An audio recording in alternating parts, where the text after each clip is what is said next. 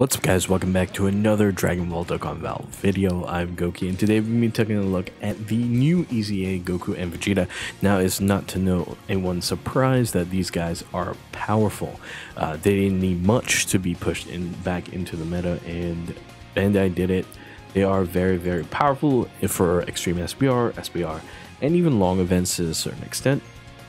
So we're going to be talking about these guys, but before we go ahead and do that, comment, subscribe, and ring that notification bell so you guys know exactly when my videos go live for you.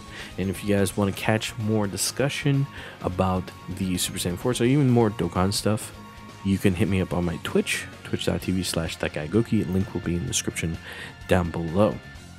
So the apes or the monkeys, very powerful.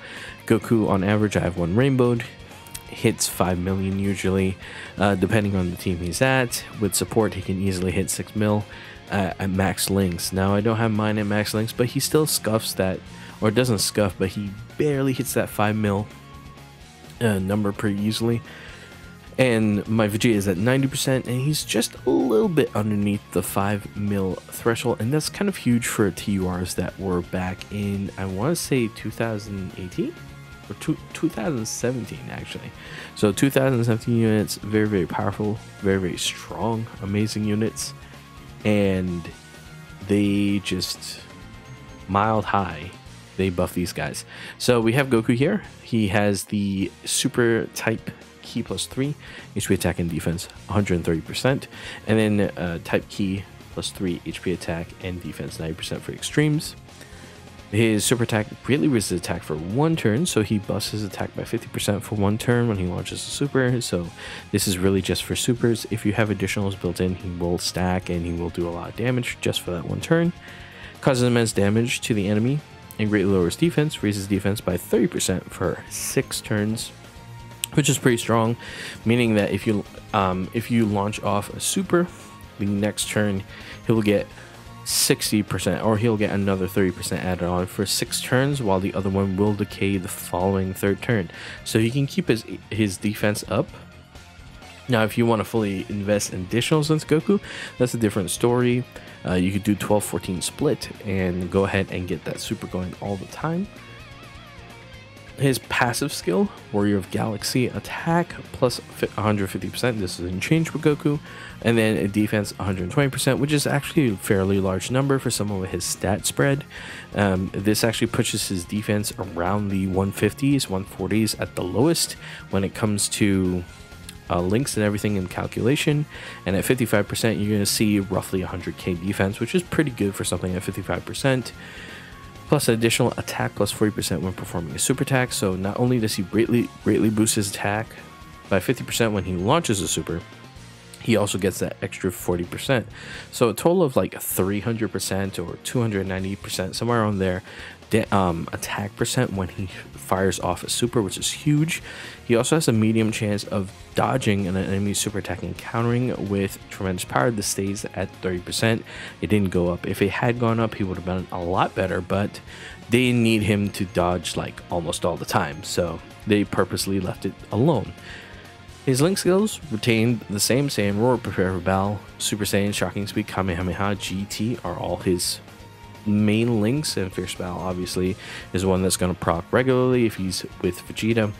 Trade Kamehameha with Saiyan Pride, and you pretty much have a 6 key link partner with Vegeta, because Vegeta has Saiyan Pride instead of Kamehameha.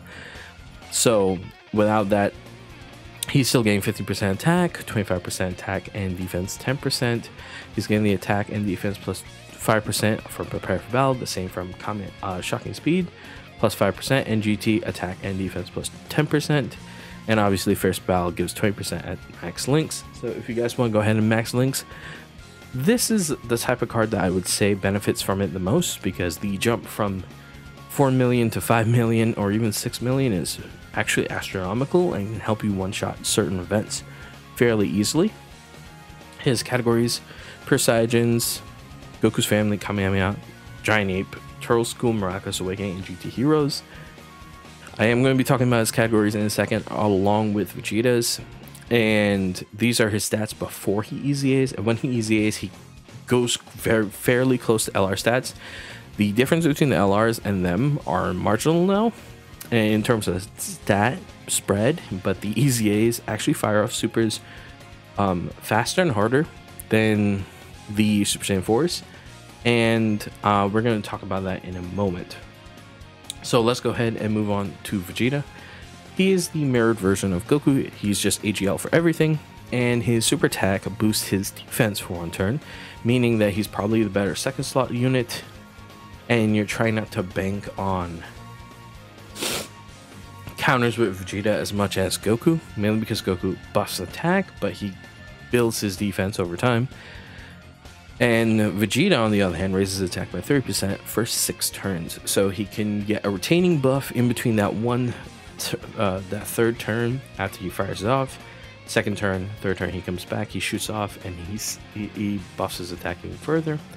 Attack plus 150%, defense 120%, same thing as Goku. Attack plus 40% when performing a super attack. Same link set, except swap Kamehameha for Saiyan Pride. Categories, Shadow Dragon Saga. This is the one time he actually benefits over Goku because he could be played in the Shadow Dragon Saga, like EZA, I mean not EZA, but ESBR area.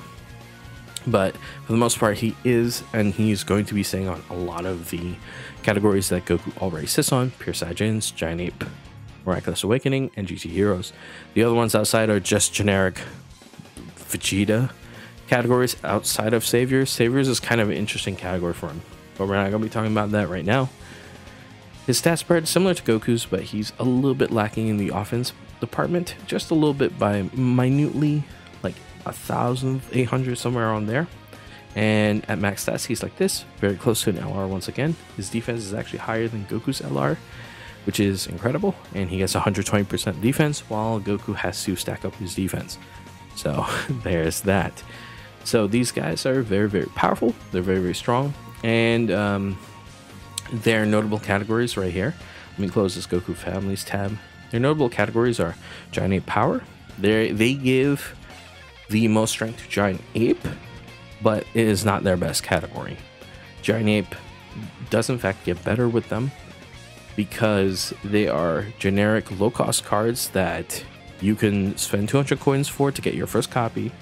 You can EZA them, and you can put them on Giant Ape, and you could do very well with them. So it's very, very powerful. They benefit Giant Ape a lot more than Giant Ape actually benefits them. And yeah, it's really interesting to see that Giant Ape get a significant boost in strength. They are a lot more viable category now because of cheap, effective TURs. And then you have Pure Saiyajins, same case. They bring more to Pure Saiyajins than Pure Saiyajins really brings to them, but Pure Saiyajins is a better category than Giant Ape Power because they have a lot of support. They have a lot of Pure Saiyajin support. They have a lot of random Goku supports, like this Goku buffs super allies by quite a bit. This Goku can also buff allies attacking in the same turn. You have random Turles that can sit on their team. So there's a lot going on in Pure Saiyajins that wouldn't normally be in Giant Ape Power. It would probably, in terms of diversity and variety, this is probably their best category, but their actual best category is the one that was introduced not too long ago, GT Heroes. But Goki, why is GT Heroes better? Well, it's kind of built to be better in most cases, because you have rotating supports that support them no matter what. Because if you have both of these guys, and you have Goku Vegeta one rotation and the Super Saiyan 4 Goku and Vegeta the other rotation, these guys don't diminish at all. They're always buffing and supporting. And they have EZA B Pan to support.